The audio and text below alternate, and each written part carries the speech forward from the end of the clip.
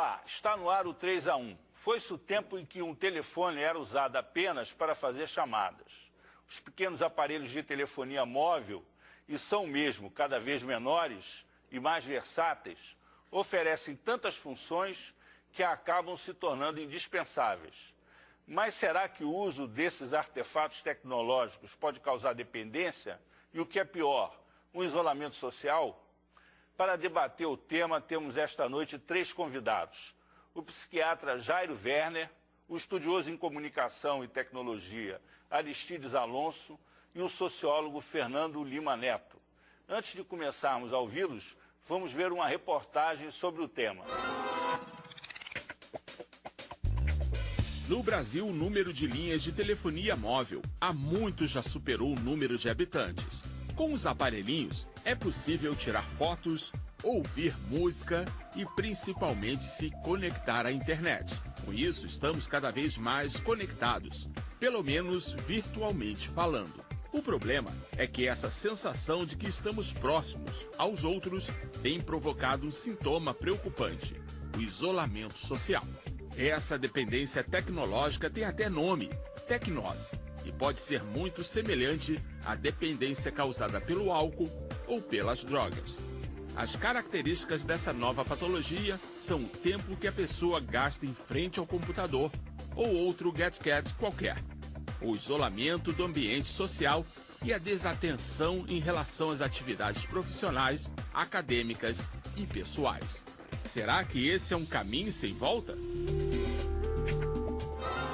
Professor Aristides, o uso do celular de uma maneira, vamos dizer assim, ampla, geral e restrita, quer dizer, para praticamente tudo que as pessoas precisam fazer no dia a dia, que podem fazer de forma remota, vicia, isso está se tornando um mau hábito social? Qual a sua opinião sobre isso? O que me parece, algumas vezes, que essa questão do que estão chamando genericamente de vício tecnológico ou coisas parecidas, né, é que a questão é um pouco mal colocada. O que eu entendo por isso? Me parece que quer se atribuir a essas novas tecnologias alguma coisa assim muito mais maléfica do que de fato elas são. As tecnologias são básicas na existência humana. Elas sempre existiram. Aliás, esta espécie é uma espécie cuja mente é produtora de tecnologia. Ela secreta tecnologia, ela extravasa tecnologia o tempo todo. Desde a domesticação do fogo, essa espécie vem produzindo tecnologia. Porque nós pensamos, ou temos o mau hábito linguístico de supor que tecnologia são apenas os gadgets, as máquinas, os celulares. E tecnologia é toda a produção da espécie. A língua é tecnologia, as crenças, os hábitos, as conformações morais que temos e coisas dessa ordem. Então, para colocar em perspectiva a questão, eu acho que talvez a gente devesse partir de uma situação um pouco mais generalizada. Ou seja, nós somos uma espécie que secreta tecnologia, temos uma mente extremamente potente do ponto de vista artificialista, mas também que cria dependências das tecnologias que produz. Então, nós nos tornamos viciados em todas as tecnologias que produzimos. E a cultura é uma grande máquina de gerar viciados. De viciados religiosos, viciados em cultura, viciados em várias coisas, que são os hábitos repetitivos. Quando há grandes mudanças como essas que nós estamos vivendo agora, com uma reconfiguração, fica mais evidente isso em certas tecnologias. É evidente que há a dependência, sim, mas nós nos esquecemos das outras dependências que temos dentro da cultura. Não há uma certa banalização assim, do vício, da dependência, ao interpretar essa questão dessa forma? Doutor Jairo Werner.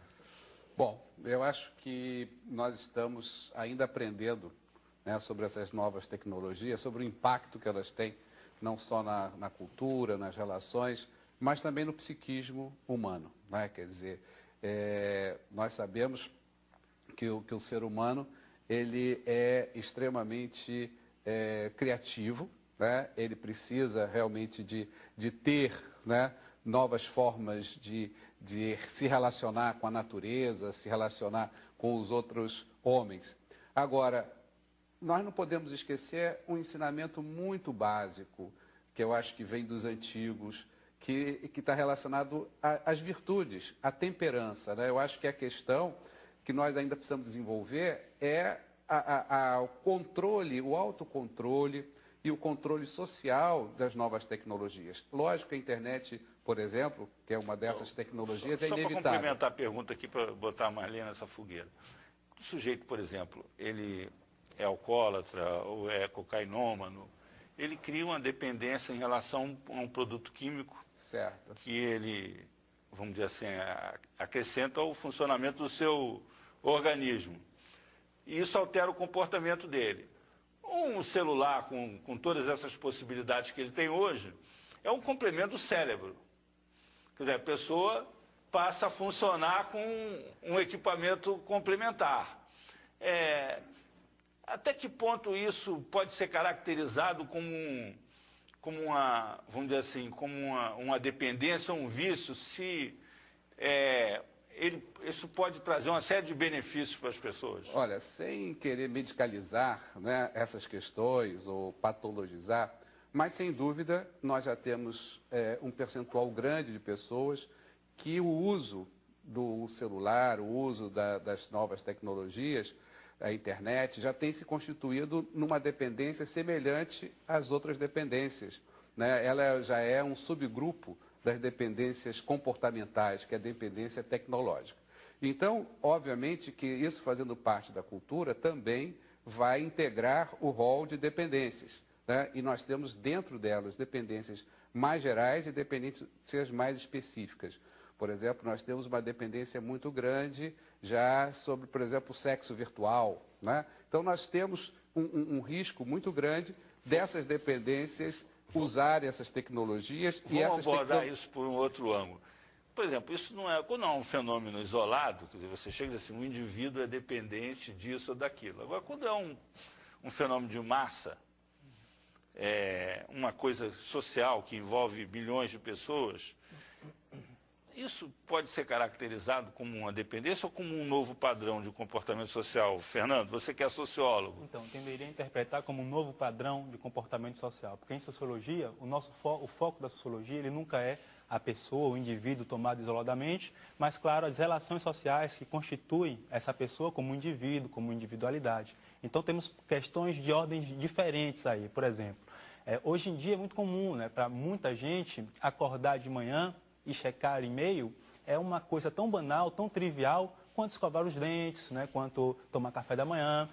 Muita gente passa horas e horas a fio, seja no ambiente de trabalho, seja em casa, em um ambiente de lazer. Até uma coisa perigosa, assim, só um parênteses. Tem uma teoria na área de comunicação com relação à linguagem na internet, chamada teoria da roupa íntima, que diz o seguinte, que essa prática, a pessoa antes de dormir ou acordar, com a roupa que está ou sem roupa, ir para o computador e mandar e-mail, trocar e-mail, acaba contaminando a linguagem até dos diplomatas, né? Nós estamos tendo agora uma grande crise internacional por causa da divulgação dos documentos do governo norte-americano envolvendo relações diplomáticas.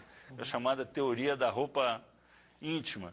Você acha que é possível, as pessoas conseguem administrar essa, vamos dizer assim, compulsão de acordar antes de escovar os dentes e ir para o computador? Então, eu acho que, antes de mais nada, isso é muito sintomático, digamos, do tipo de sociedade em que a gente vive, né, do modelo de socialização, né, o predomínio dessas práticas digitais, ele revela se a gente for, por exemplo, colocar, só para ilustrar, a gente pode contrapor dois exemplos extremos, né, o que seria uma sociedade simples, né, que a gente diz uma sociedade tradicional, né, primitiva, entre milhões de aspas, né, uma sociedade em que a coesão social, ou seja, os laços sociais entre as pessoas, né, os laços, as relações que configuram aquele grupo como uma coletividade particular, né, essa coesão ela acontece sempre em função de propriedades comuns, ou seja, as pessoas que compartilham sentimentos, crenças que são comuns, elas se sentem parte de uma mesma coletividade. Nesse modelo de sociedade, por exemplo, uma instituição como a igreja é fundamental. Se a pessoa não frequenta a igreja, ela está necessariamente isolada desse contexto social mais amplo. Esse modelo de sociedade é muito diferente da sociedade em que a gente vive hoje, as sociedades modernas, as sociedades complexas, né, que são mais heterogêneas, são mais multifacetadas, né, onde predomina a especialização, a diversificação das funções. Né. Nesse a união pela semelhança, mas a união pela diferença. Né? O fato de pessoas diferentes desempenharem funções diferentes e complementares é o que garante, nesse modelo de sociedade, a coesão, a solidariedade entre as pessoas. Né? O que garante o tipo de coesão social no que a gente chama hoje de sociedades modernas, contemporâneas. Eu só queria voltar um ponto aí, só para resumir, quer dizer, o uso, quando ele se torna abuso e dependência, é quando ele começa a trazer problemas para a pessoa. Então, eu acho que a gente não pode deixar de levantar essa questão de uma forma muito específica, que depois eu gostaria de voltar. Nós vamos voltar a isso, professor Aristides. Eu vejo que tanto Jairo quanto Fernando também pegam aspectos até convergentes em certos pontos. Mas o que eu quero insistir é que, quando eu falei que a questão me parece alguma vez mal posta, é que há uma certa tendência a demonizar certas tecnologias em favor de outras. Né? Agora, o ponto de partida que eu estou refletindo, quer dizer, para fazer essas articulações, eu tenho todo um campo conceitual que eu uso nas minhas pesquisas e no pensamento que eu pratico, né? Que é a suposição, em último grau, e essa é a suposição da nova psicanálise, como Magno a reconfigura, a tese da psicanálise é que nós temos uma mente extremamente reversível, ou seja, capaz de sair de uma e entrar noutra com grande facilidade, se usarmos adequadamente, se usarmos o potencial que ela tem. Né? Entretanto, o que frequentemente acontece é que nos tornamos dependentes, por N razões, de uma delas. E aí a grande força que poderia ser das tecnologias, e é por onde elas vão, da sua instrumentalidade, acabam ficando de lado. Em vez de ser meramente instrumental, se torna uma dependência. Só que isso é generalizado. Ela não é somente das tecnologias atuais, embora essas, muitas vezes, pelo poder que têm, ainda sejam ainda mais alienantes, digamos assim. Talvez seja até mais difícil lidar com elas, em certo sentido. Mas nós temos dependências muito graves de outra ordem. Por exemplo, a mídia incentiva o tempo todo certas dependências, seja pela propaganda, seja pela ênfase em certas relações esportivas. A gente não tem o hábito de pensar, por exemplo, que um sujeito viciado em futebol é um viciado também.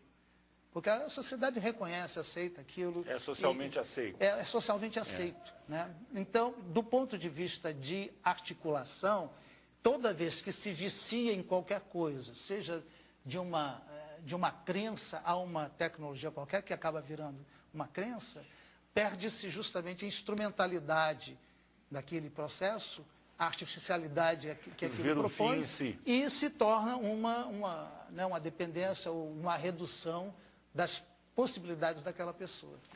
Nós vamos fazer um breve intervalo, voltamos daqui a pouco, discutindo o impacto das novas tecnologias, principalmente do celular, no comportamento das pessoas. Até já.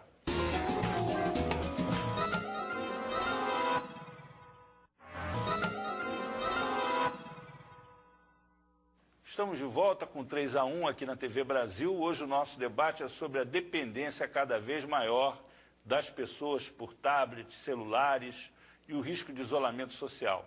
Estão conosco Jairo Werner, psiquiatra e professor da Universidade Federal Fluminense e da Universidade Federal do Rio de Janeiro, o professor Aristides Alonso, que tem pós-doutorado em comunicação e é especialista em tecnologia, além de Fernando Lima Neto, sociólogo e professor da PUC do Rio de Janeiro. Nós vamos iniciar esse segundo bloco com uma pergunta de telespectador. As propagandas vendem a imagem que devemos ficar conectados o tempo todo. Isso é mesmo necessário? Não, necessário não é. A pessoa tem a possibilidade de suspender, né? justamente essa forçação que eu estava falando de se tornar um dependente das tecnologias é no sentido mesmo de criar figuras cada vez mais automatizadas no uso desses mecanismos. Eu estou citando também o fato de que somos viciados em muitas outras coisas. E isso é uma pressão que a cultura exerce o tempo todo sobre nós. Mas nós temos competência mental para lidar com isso. Nós poderíamos, por exemplo, ser mais suspensivos, conseguirmos fazer um uso mais inteligente dessas tecnologias e não necessariamente um uso tão viciado delas.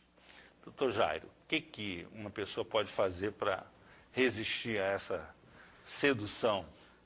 Eu acho que é desenvolver o autocontrole, né? Eu acho que nós, principalmente aquelas pessoas que estão perdendo o humor, que estão perdendo determinadas relações, que já se constitui um problema o uso, né? Que eu acho que nós temos o uso, o abuso e a dependência. Né? O abuso é quando aquilo já traz algum problema para a pessoa. E a dependência é quando a pessoa já tem até síndrome de abstinência. Então, nesse sentido, a gente pode fazer uma comparação com as outras dependências. Então, o que nós temos que fazer? É ter o nosso tempo máximo, é ter o nosso, vamos dizer assim, a nossa seleção de determinado tipo de material. Nós não podemos ficar totalmente, vamos dizer assim, sem um desenvolvimento de um autocontrole, de uma autorregulação. Quem perde isso, em qualquer situação, mas nessa agora, que como a gente viu aí no telespectador, né, aquela pergunta, já está sendo pressionado a um uso, quer dizer, se ele não tiver salvaguarda, se ele não tiver um autocontrole, uma preocupação, não banalizar, achar que é normal, né, em vez de ir dormir com a mulher, ficar vendo sites eróticos da televisão, quer dizer, se ele não tiver essa disciplina, uma coisa que é um uso positivo se torna um uso negativo. Então, esse alerta nós temos que ter. Existe já algumas formas de você saber que isso está te trazendo um problema. Recentemente, uma universidade americana proibiu o uso de computadores, de celular, durante 3 dias, para ver o que ia acontecer. E teve, inclusive, casos de crise de abstinência. Exatamente. Então, as pessoas alteram o humor, as pessoas ficam mais irritadas, começam a apresentar até compulsões de outros tipos, ou seja, isso já ultrapassou o limite do uso adequado. Então, Você o uso tem nocivo, casos assim de gente muitos casos que procura, né, o psiquiatra para... Hoje nós já temos uma busca, né, de tratamento, de orientação, seja os pais buscando para os filhos, né, sejam os próprios indivíduos já procurando, porque se sentem, de alguma forma, prejudicados por aquele uso, né? Quer dizer, não conseguem ficar, né, como você estava falando, um fim de semana, ficar 1 hora, sair de casa sem esquecer qualquer desses recursos tecnológicos, já tem que voltar para casa, senão não consegue mais funcionar normalmente. Então, essa dificuldade, né, de você ter um controle sobre esse uso já constitui um problema. E pode gerar realmente uma dependência que vai exigir, inclusive, cuidados médicos, né? Nós já temos hoje essa nova modalidade, inclusive entrando nos manuais de diagnósticos classificatórios, e temos, por exemplo, na China, 10 milhões de adolescentes com problemas de uso muito pesado da internet, comprometendo a vida dele de uma forma mais, vamos dizer assim, mais ampla, né? Então, nós temos que tomar muito cuidado para que o uso de uma tecnologia que é fantástica, ela não se torne também um problema, não cause um problema, ou aquelas pessoas que já têm um problema se apropriem dela e aquilo ajude, inclusive, a prejudicá-la nesse sentido, né? Então, eu acho que nós temos que saber, como já falaram aí o Aristídio, o Fernando, que nada tem um único uso, né? Quer dizer, nós podemos ter um bom uso e um mau uso, mas principalmente do ponto de vista psíquico, nós nos preocupamos com a produção de problemas psicológicos ou a ampliação de certos problemas. Por exemplo, uma pessoa que tem muita dificuldade de relacionamento, ela pode, né, usar positivamente uma internet, mas também pode cada vez mais se afastar né, das relações, vamos dizer assim, mais concretas e ficar só no virtual. Então, é algo inevitável que nós temos que ter uma preocupação. Não podemos banalizar, não podemos ficar, vamos dizer assim, à mercê vamos dizer assim, do uso comercial, né? Como a gente viu, essa pressão e as pessoas achando que elas não podem ficar sem determinado tipo de tecnologia, porque senão elas estão desvinculadas do contexto geral. Temos que nos preocupar também com a maneira de pensar que isso pode gerar, né? Nós sabemos que quando começou a visão mais mecânica, a física mecânica, as pessoas começaram a analisar e ver a sociedade de uma forma muito mecânica, né? Como se fosse, até se chamava física social, né? Tudo era a partir das leis da mecânica, né? Então, nós também precisamos de tomar muito cuidado para não criar um padrão de imbecilização das pessoas. Quer dizer, por quê? As pessoas começam a ter meia informação. Na área da sexualidade, então, as pessoas começam a achar que já conhecem a sexualidade porque têm acesso ilimitado a determinadas informações. Eu já tenho praticamente crianças, né, querendo usar hormônio porque acham que tem problemas na sexualidade, né? Então, vocês imaginem a meia informação, sem uma formação mais analítica. Então, eu acho que não é a tecnologia em si, mas ela pega um povo, às vezes, também despreparado, não podendo fazer uma análise mais crítica daquela informação e daquela forma de comunicação. Nós temos mais uma pergunta de telespectador. As redes sociais realmente aproximam as pessoas? Inicialmente, responder a primeira pergunta, né, a pergunta que foi feita pelo telespectador, porque eu acho que é super interessante, porque ela recoloca a questão que deu origem ao debate aqui sobre uma outra perspectiva, né? Ele está falando sobre a pressão social para aderir a essas novas tecnologias. Então, a gente estava se perguntando, bom, essas práticas, elas geram isolamento social, mas também tem que se perguntar, e todas aquelas pessoas que não querem ou não podem aderir a essas práticas, elas também não são vítimas de algum tipo de exclusão?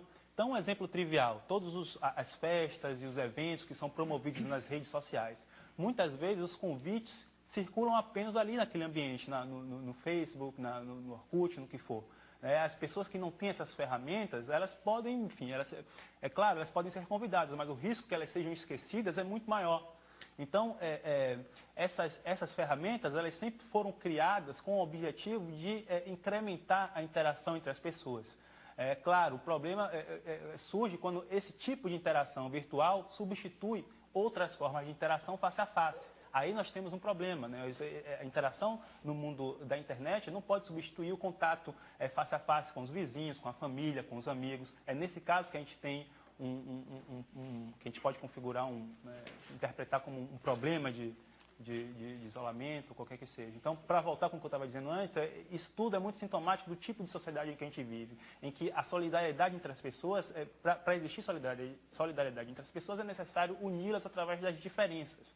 Então, são plataformas que permitem colocar em contatos não apenas pessoas diferentes entre si, mas pessoas que estão em lugares diferentes no tempo e no espaço. Então, é por isso que eu tendo a interpretar essas essas novas tecnologias de informação como um sintoma das relações sociais. Agora, assim, contraditoriamente, aqui vamos ver que o Aristides, que estuda essa questão especificamente, do ponto de vista da forma como as pessoas se estruturam nas redes sociais, elas tendem a se agrupar como tribos, né?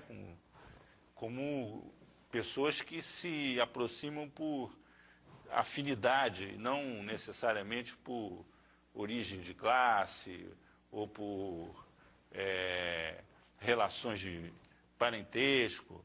São afinidades, de maneira que, se a gente fosse usar a teoria dos conjuntos, né, você tem várias interseções da qual as pessoas participam com grupos distintos. Então, tem a turma do vôlei, o pessoal que gosta de pescar, quem joga xadrez, quem gosta do Flamengo, os parentes, e aí as pessoas vão interagindo e, de certa maneira, formando tribos, né? Participando, às vezes, de várias tribos. Como é que a gente pode caracterizar o isolamento de uma pessoa num universo assim tão amplo, embora também fragmentado? Tem o isolamento por um lado e tem a participação efetiva por outro, né? Porque é muito marcante o fato de que isso está numa rede. E mais do que teoria de conjunto, que tem fronteiras muito delimitadas, aquilo espraia para todos os lados. Então, é muito mais uma situação de participação em várias vertentes, o que parece mais com a gente. Uma pessoa não é de uma tribo só, né? É uma forçação muito grande querer que seja somente de um determinado grupo. Então, o fato daquela mesma pessoa, num grupo é uma coisa, participa de outro, participa de outro, e aquilo tem um vazamento muito grande. E a pessoa, então, pode, a partir daí, ter várias identidades? Tem várias identificações. Identificações, e não identidade. Qual seria a diferença entre a identidade é uma identificação e a identidade? Aí eu estou usando a ideia da nova psicanálise de pessoa, né? Quer dizer, a identidade é o que te constitui originariamente, a sua base, a sua competência de último grau de poder, por exemplo, artificializar qualquer coisa. Quando se fica numa determinada limitação qualquer, nós estamos nos reduzindo às identificações. Estamos sendo menores que a nossa identidade. É uma espécie assim de decadência dentro do campo das possibilidades que temos. Porque uma pessoa é uma máquina de fazer infinitudes. É uma máquina de produzir incessantemente novas possibilidades. Então, toda limitação, todo fechamento é uma redução das possibilidades que uma pessoa tem. Portanto, quanto menos grupos, digamos assim, ou menos participações, mais reduzida ela fica.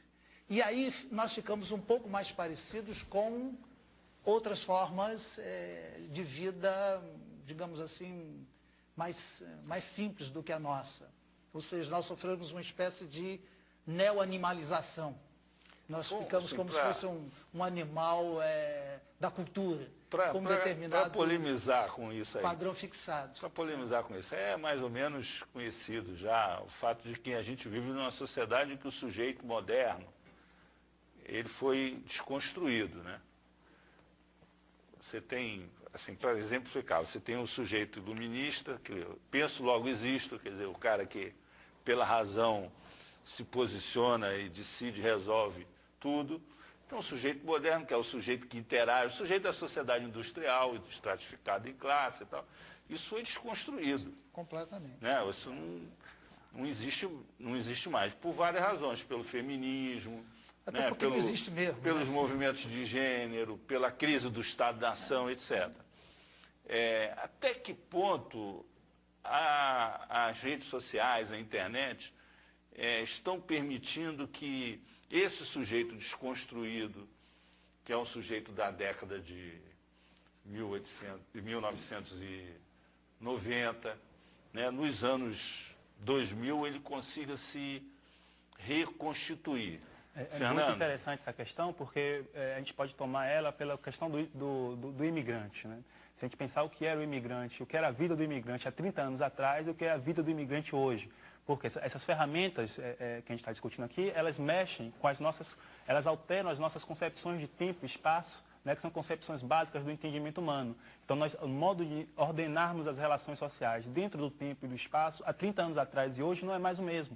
Um imigrante que sai do Brasil, hoje em dia, ele tem muito mais facilidade em manter um contato cotidiano com a sua cultura e país de origem do que há 30 anos atrás. Há 30 anos atrás, ele podia, talvez, se comunicar pelo correio postal, né, ou então por contato telefônico, que era altamente dispendioso. Então, isso muda toda a vivência, a experiência dessa pessoa, a construção da sua identidade enquanto imigrante. Né? Então, os filhos, né, dos imigrantes também, eles têm possibilidade de teclar em chat com seus primos, manter a prática polemizar. Por exemplo, língua. A tendência do imigrante num país, por exemplo, como a Inglaterra, a França, mesmo nos Estados Unidos, ou ele era completamente assimilado, rejeitava a sua nacionalidade de origem, ou ele era, vamos dizer assim, um sujeito chauvinista que não conseguia se adaptar àquela sociedade, vivia no gueto e tal. E você acha que a outra alternativa seria a tradução, seria ele preservar a sua identidade e, ao mesmo tempo, se integrar à sociedade que ele vive. No Brasil, a característica do Brasil um pouco é essa, quer dizer, as pessoas conseguiram se traduzir. Então, quem tem origem italiana e brasileiro preserva a sua origem, japonês, judeu, o europeu de um modo geral, até os nossos indígenas estão conseguindo se traduzir. Até que ponto a internet joga um papel fundamental nisso? Nessa forma de tradução. Quer dizer, o sujeito conseguir se integrar a uma sociedade que não é a dele de origem, manter a sua identidade de origem, seus laços familiares, sua cultura. Até que ponto isso é uma solução para esse problema? Porque esse problema na Europa estava levando as pessoas a se matarem. E em alguns lugares ainda leva. Na África leva as pessoas a se matarem.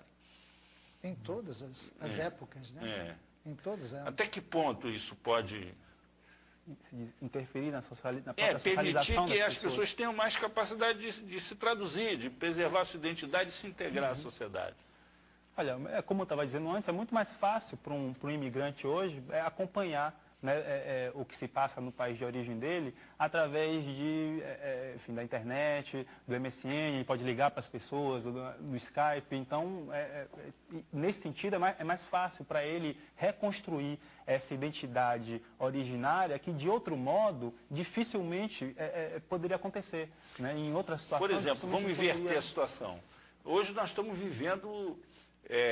o Brasil viveu uma grande diáspora, né? Muita gente saiu na década de 1980, para o exterior, busca de emprego, né? Então, no mundo inteiro,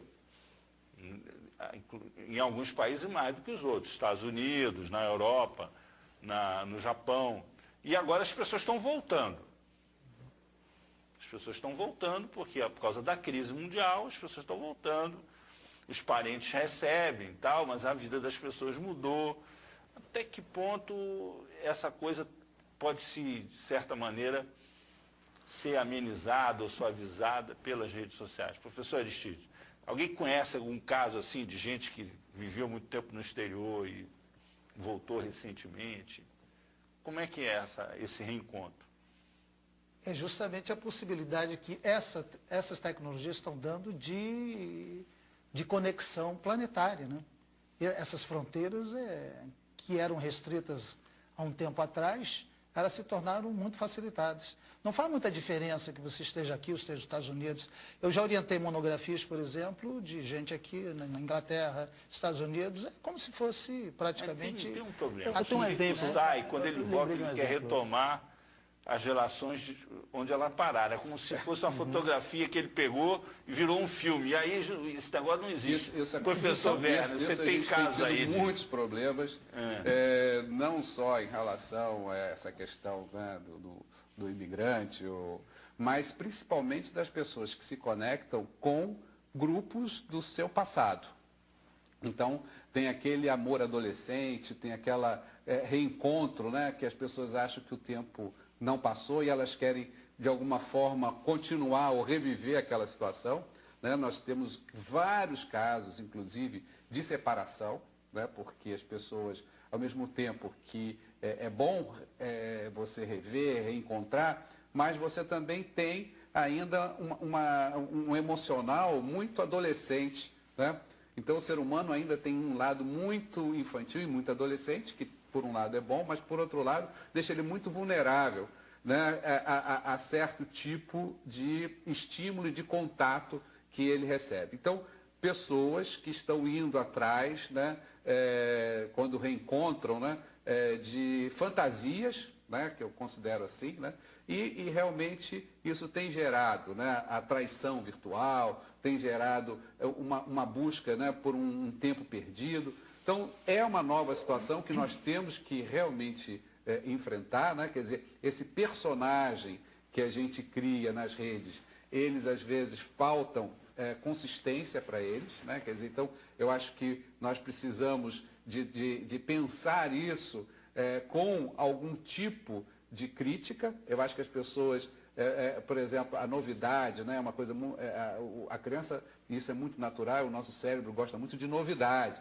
Mas nós temos que ter também a possibilidade de uma análise mais crítica, até da nossa própria trajetória nessas redes. Então, eu tenho essa, vamos dizer assim, essa impressão que muitas pessoas estão indo de uma forma muito fantasiosa, né? Buscando coisas que não estão conseguindo ter na vida, vamos dizer assim, atual, mas de uma maneira que realmente faz com que elas se desconectem do possível para tentar, né, algo que não tem a mínima possibilidade, na maioria dos casos, claro, né, de ser um processo emocionalmente gratificante. Então, temos que tomar muito cuidado, todas essas possibilidades existem.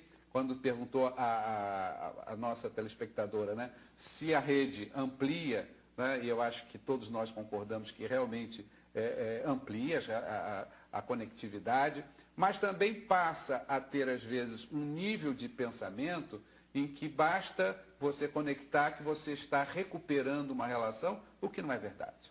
Vamos fazer um intervalo, voltamos daqui a pouco com o 3-1. Até já.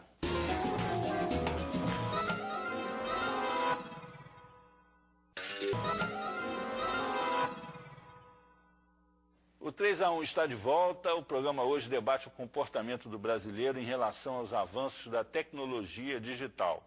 Estamos tão conectados que não conseguimos nos aproximar mais?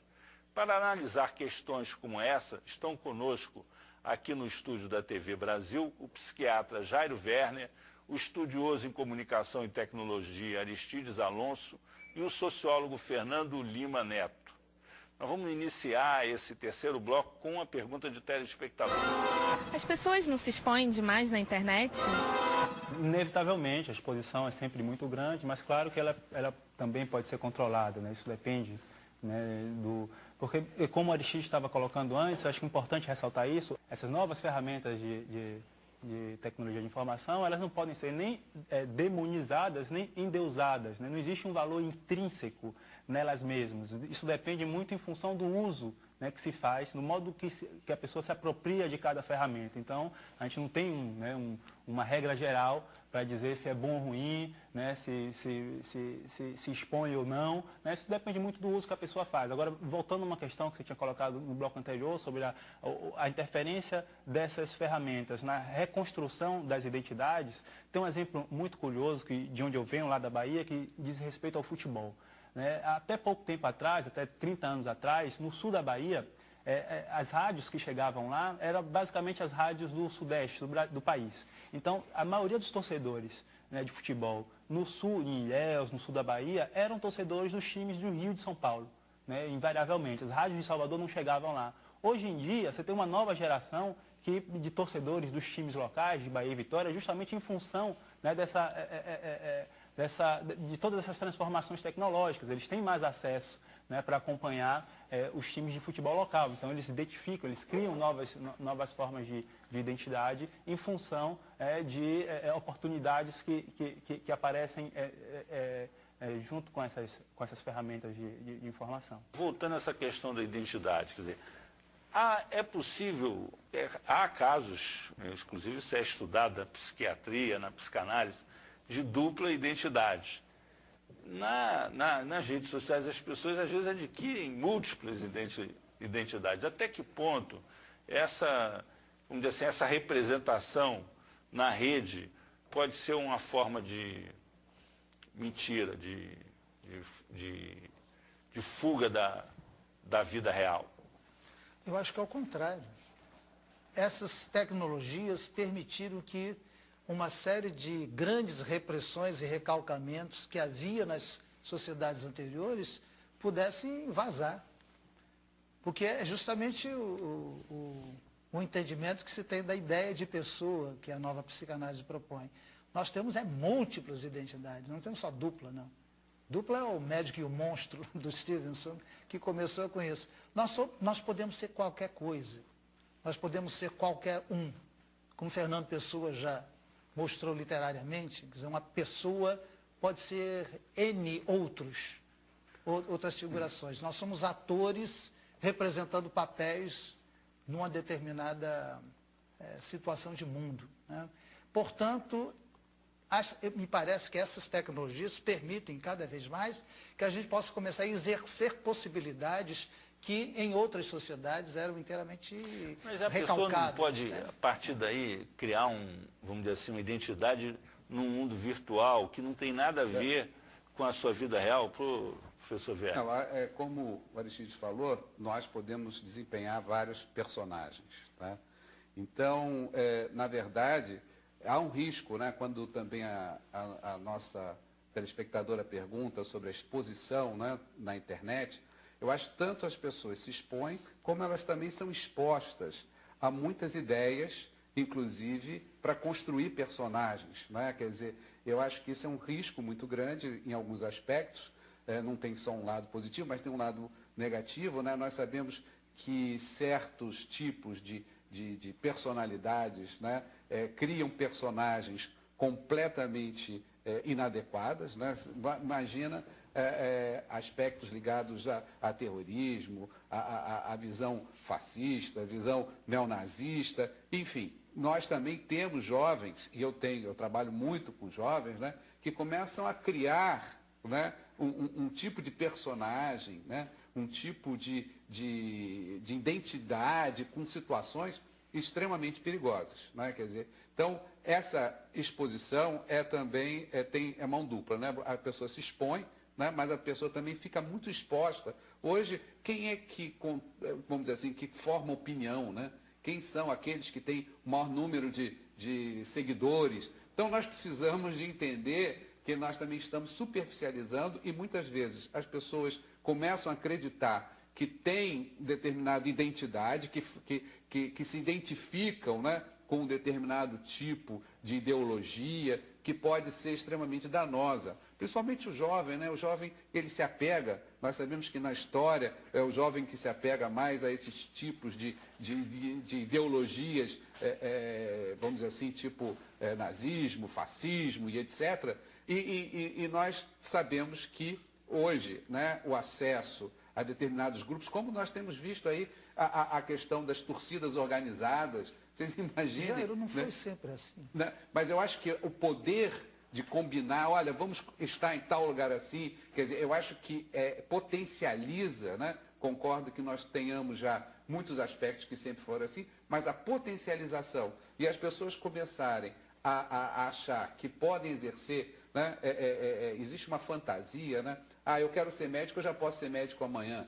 Né? Não posso, eu vou ter que construir um processo. E às vezes esse nível de informação, eu já sei como construir uma bomba, eu já sei como fazer isso, não precisa conversar de sexo não, que eu já sei como é que é, obviamente, sem ter tido uma base, uma experiência para isso. Então eu acho que existe uma falsa percepção, às vezes, né? Existe uma meia informação que constrói personagens que deixam esse nosso jovem exposto também, né, de uma forma muito acrítica, né, a determinados pontos, que eu acho que potencializam e a gente sabe que dissemina, né, determinado tipo de informação, de postura, que eu acho que são extremamente perigosas, e a educação não está dando conta disso. Vamos ver o Aristides aqui, que está querendo falar sobre isso também. Não, eu brinquei com o Jairo aqui, perguntando para ele, não foi sempre assim?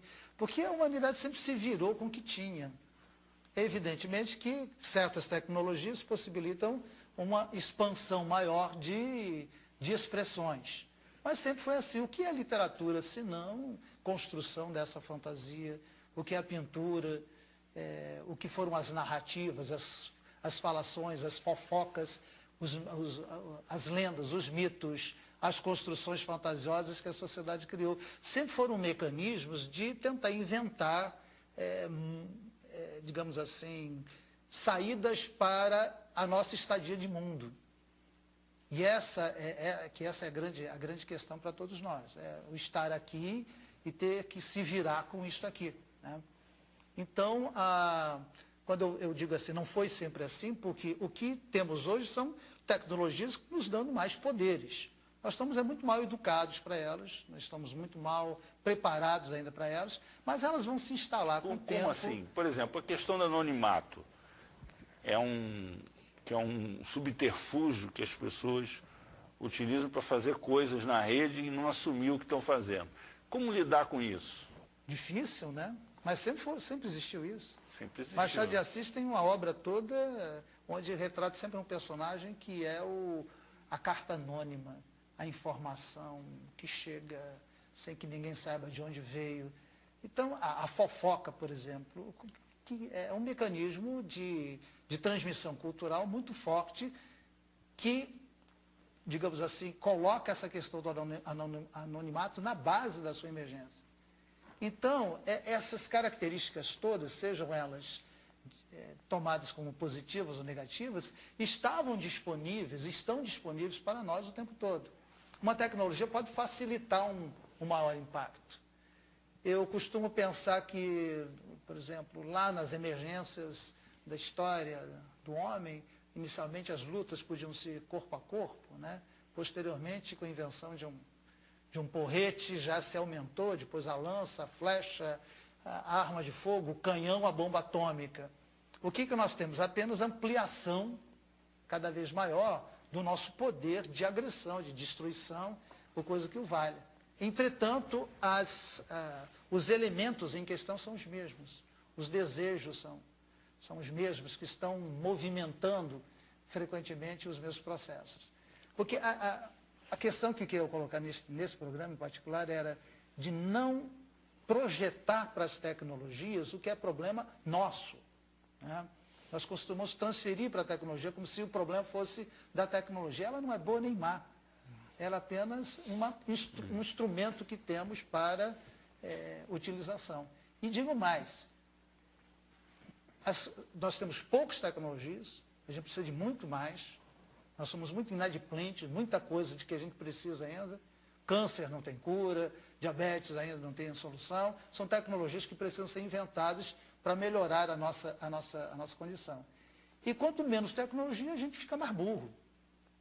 A tecnologia nos torna mais inteligentes, mais disponíveis, mais competentes. Nós temos mais uma pergunta de telespectador. Como alcançar o equilíbrio entre o mundo virtual e o real? Nós não podemos banalizar. Eu acho que o homem está... A pergunta é o que é o equilíbrio, né? A gente fica muito deslumbrado, né, com as novas tecnologias.